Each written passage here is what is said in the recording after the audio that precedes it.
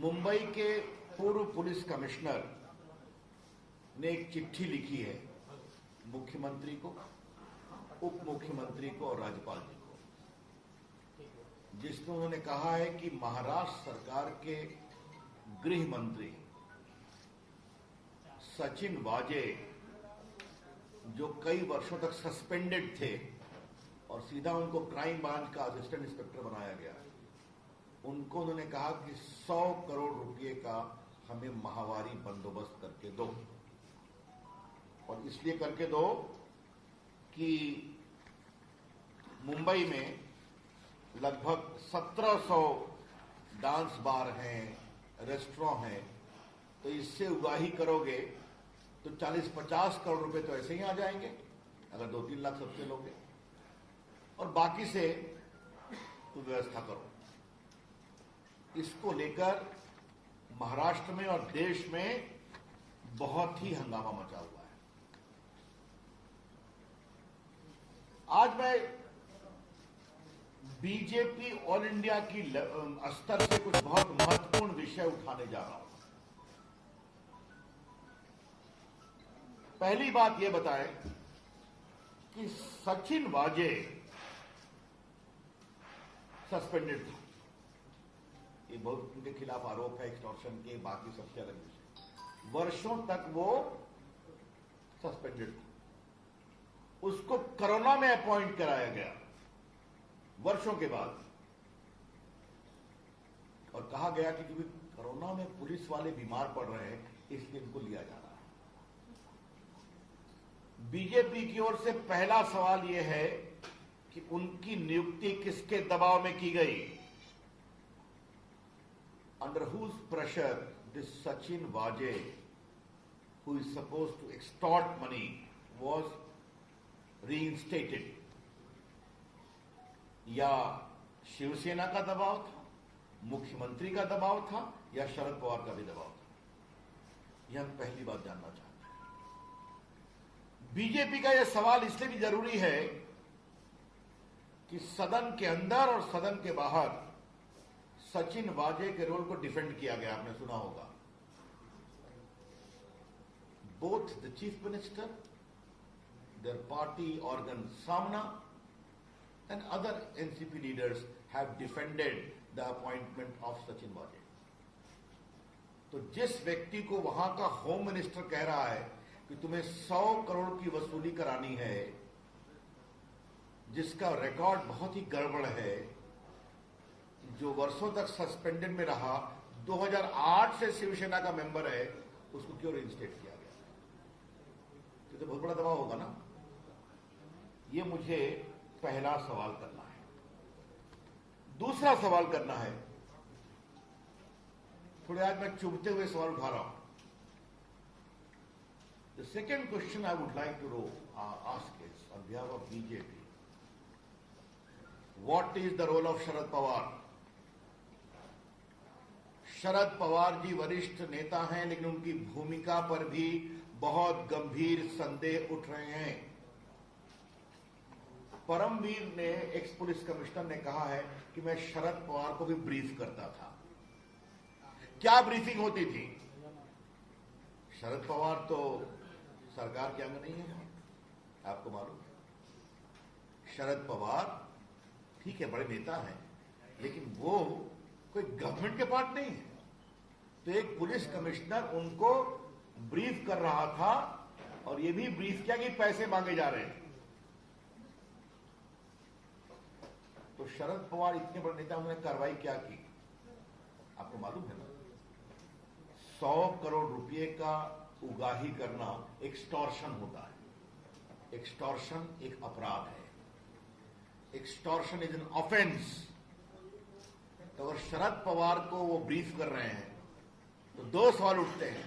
पहला सवाल, किस कैपेसिटी में ब्रीफ कर रहे हैं शरद पवार को, जो कि सरकार के पार्ट नहीं है?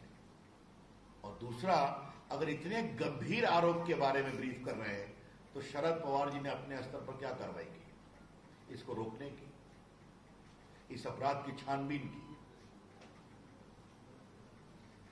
The conspicuous silence of Sharad Pawar after being briefed by the former police commissioner raises a lot of questions. Sharad Pawar की खामोशी बहुत गंभीर सवाल उठाती है। परमवीर पुलिस कमिश्नर रहे। मुंबई एक महत्वपूर्ण स्थान है। उन्होंने उद्धव ठाकरे को चिट्ठी लिखी और यह भी कहा कि हम उनको भी बता रहे थे। उद्धव ठाकरे की शांति क्या कहती है? वो मुख्यमंत्री है ना। और उद्धव ठाकरे की खामोशी और सदन के अंदर विधानसभा और विधानसभा के बाहर उनका सचिन वाजे को डिफेंड करना, ये और गंभीर सवाल उठाता है। आपको मालूम है पत्रकार मित्रों कि सचिन वाजे की हैसियत क्या है? असिस्टेंट पुलिस इंस्पेक्टर, जिसको क्राइम सीआईडी का इंचार्ज दिया गया। ये भी अपने आप में आश्चर्य है। मतलब एक असिस्टेंट पुलिस इंस्पेक्टर की इतनी कुवत है कि उसको एक तरफ सीएम डिफेंड करता है सदन के अंदर, और होम मिनिस्टर कहता है कि तुम 100 करोड़ रुपया हमें उगाही करके दो।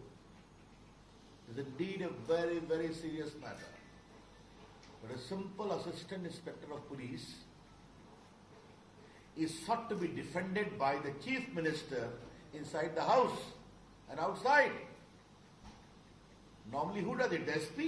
The DSP? The chief minister is defending an assistant police inspector, and the home minister is asking him, please extort 100 crore for me every month. ये विषय बहुत ही गंभीर है और जिनकी मैंने चर्चा की है, इसकी बहुत ही ईमानदार गंभीर जांच जरूरी है। The BJP would like to demand for an honest, transparent, fair investigation by an outside agency is important. तो उसमें कई की भूमिका की चर्चा होगी। शरद पवार की भूमिका आएगी, पुलिस कमिश्नर की भूमिका आ सकती है, होम मिनिस्टर की भूमिका आ सकती है, मुख्यमंत्री से कई सवालों का समाधान जरूरी होगा। ये कौन जांच करेगा? तो ये बात मुझे कहनी है। चौथा सवाल मुझे उठाना है और ये बहुत इंपॉर्टेंट सवाल है। सचिन वाजे को 100 करोड़ रुपया की उगाही करने की जवाबदारी देते हैं गृह मंत्री। उससे और कितने गंदे काम कराए गए हैं? The BJP would like to know that what more dirty work have been sought to be done through the ugly face of Sachin Waje. ये भी हम जानना चाहेंगे।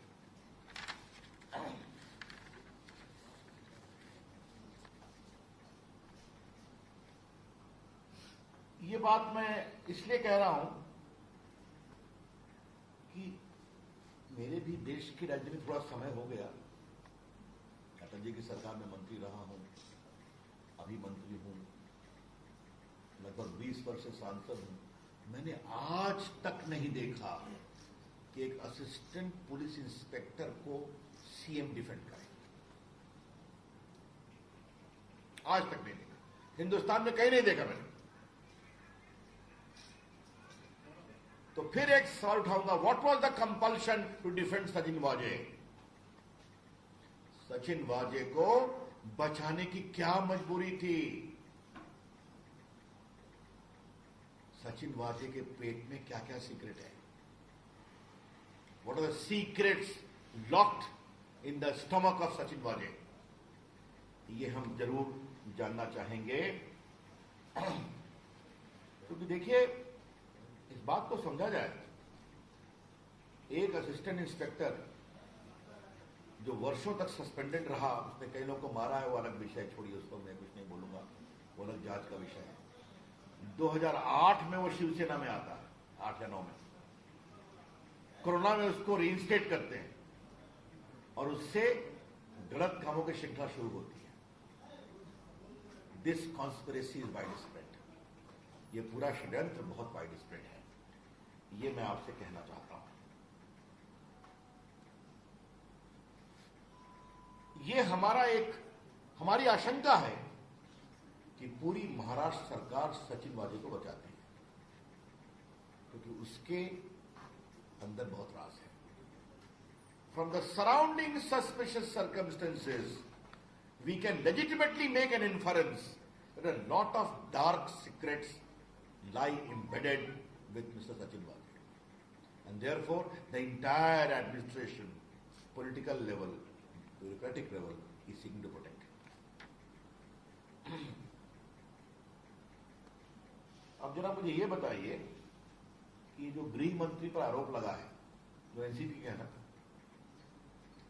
तो ये वसूली अपने लिए कर रहे थे कि अपनी पार्टी एनसीपी के लिए कर रहे थे,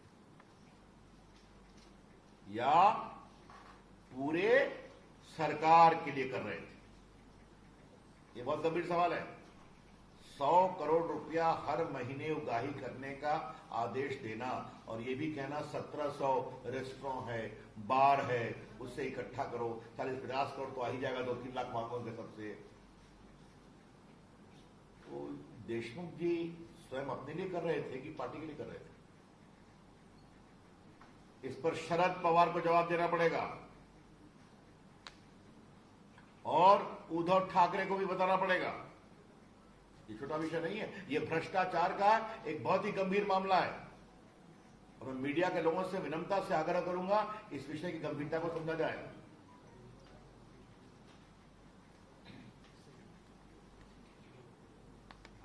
इससे एक और बड़ा गंभीर सवाल उठता है.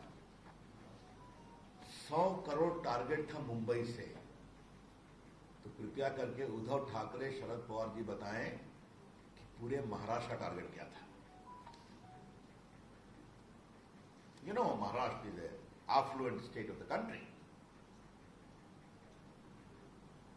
जहां नागपुर है, जहां मुंबई है, जहां पुणे है, जहां जलगांव है, मुझे बताने की जरूरत नहीं वहां कितना अधिक ट्रेड, इंडस्ट्री, कॉमर्स होता है. तो अगर 100 करोड़ का टारगेट खाली मुंबई का है तो पूरे महाराष्ट्र का टारगेट क्या था?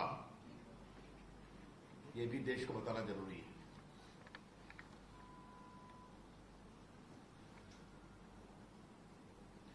और अगर एक मंत्री का टारगेट यह था तो बाकी मंत्रियों का टारगेट क्या था?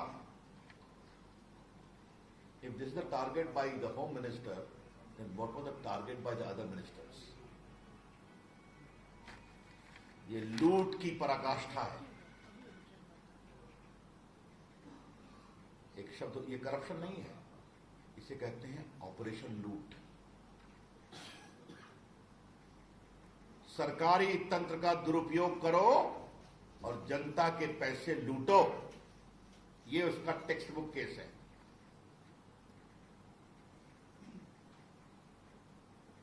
आज एक सवाल मुझे उद्धव ठाकरे से भी पूछना है. आप बाला साहब ठाकरे के पुत्र हैं ना, जिन्होंने जय महाराष्ट्र बताया था. अब मैं उनकी बड़ी इज्जत करता हूं, संघर्ष के आदमी. एक तो आपने बेईमानी की सरकार बनाई सिर्फ कुर्सी के लिए, तो अपने पिताजी के गरिमा पर क्या चोट पहुंचा रहे हैं आप? जय महाराष्ट्र, जहां आप मुख्यमंत्री हैं, वहां करोड़ रुपए की लूट हो रही है. यह सवाल सिर्फ अनिल देशमुख गृह मंत्री के इस्तीफे का नहीं है. उद्धव ठाकरे की सरकार अपना पूरा नैतिक अधिकार शासन करने का खो चुकी है. The BJP would like to emphasize that this is not a case of simple Anil Deshmukh, the Home Minister, but all the questions which I have raised based upon evidence alleged by the Police Commissioner. It is a textbook case where Mr. Uddhav Thackeray's government has lost the moral authority to govern and remain in office even for a day.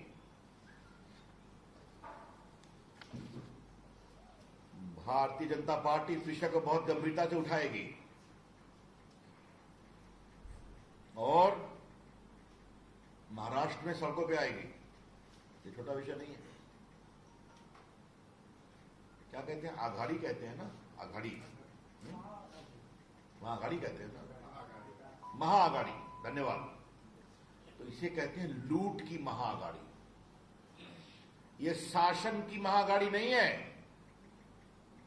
लूट की महागाड़ी है। It is not a mahagadi for governance, for welfare, for development. It is a mahagadi for loot in Maharashtra. ये कमाल का model है साहब। भ्रष्टाचार की लड़ाई लड़ने में पटना के पत्रकारों को मालूम है मेरी कुछ भूमिका रही है बिहार में। वहां भी कई मॉडल था, चारा घोटाले में, अलकतरा घोटाले में। ये तो कमाल का मॉडल है साहब। ऐसा मॉडल बहुत कम देखने को मिला है,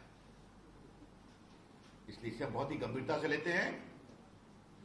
और मीडिया के लोगों से मेरी विनम्र प्रार्थना है, कृपया करके इस विषय को गंभीरता से लें। देश की मीडिया ने भ्रष्टाचार को एक्सपोज करने में बड़ी भूमिका निभाई है, और आज आपके लिए अवसर है कि जब इतने बड़े लूट का एक कुत्सित उदाहरण सामने में आया है, अगली example, please examine it properly and continue to report for the country. Thank you, that's all from me. Any questions? Ravishankar ji, केंद्र में आपकी सरकार है, वहां जांच करवाएंगे क्या? अब ये विषय शासकीय स्तर पर लिया जाएगा। एनआईए तो जांच कर रही है।